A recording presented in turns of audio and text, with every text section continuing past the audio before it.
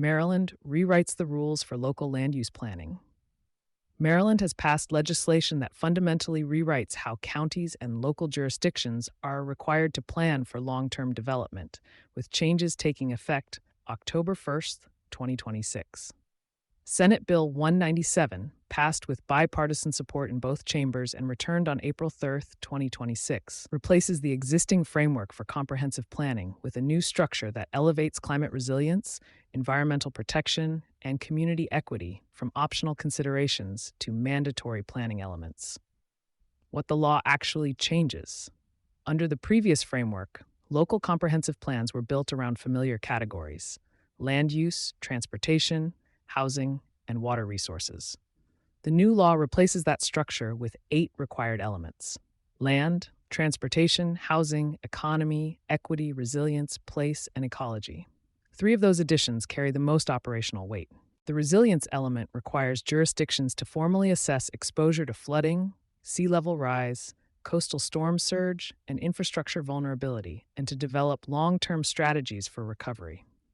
Maryland has significant coastal exposure, and several of its fastest-growing counties sit within flood-prone zones along the Chesapeake Bay and its tributaries. That geography gives this element teeth that it wouldn't have in a landlocked state. The ecology element consolidates and expands what was previously a standalone water resources element, adding requirements around greenhouse gas emissions tied to development patterns, sensitive areas protection, and water supply adequacy. Critically, the ecology element must now account for how future development patterns proposed in the land use plan could degrade those resources, a forward-looking standard that goes beyond current conditions compliance. The equity element introduces requirements to address the needs of overburdened and underserved communities and to incorporate populations that have historically been excluded from local planning processes. It draws on the state's existing environmental justice framework under the Environment article. State agencies get a more active role. The legislation also tightens the relationship between state agencies and local planning processes.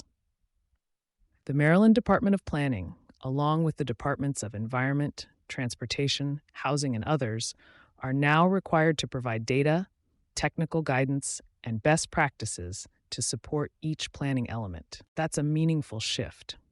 Previously, state involvement was largely reactive. Going forward, counties will be working with state-provided datasets and frameworks from the start of the planning process, which is likely to create more consistency across jurisdictions, but also more scrutiny of local decisions that diverge from state priorities.